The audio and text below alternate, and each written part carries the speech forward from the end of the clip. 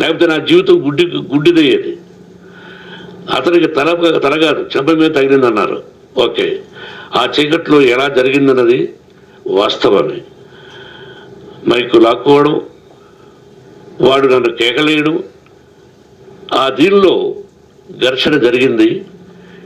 నేను కొట్టిన దెబ్బ అతనికి తగిలింది అన్నారు. దానికి హృదయపూర్వకంగా బాధపడుతున్నా. అతను నాకు తమ్ముడే.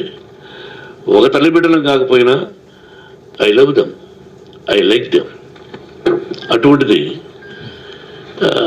ఈ రోజుకి బాధపడుతున్నా నేను. అయ్యో, అతని భార్య ఎంత బాధపడుతుందో, అతని పిల్లలు ఎంత బాధపడుతున్నారు అని నేను ఆలోచిస్తున్నా.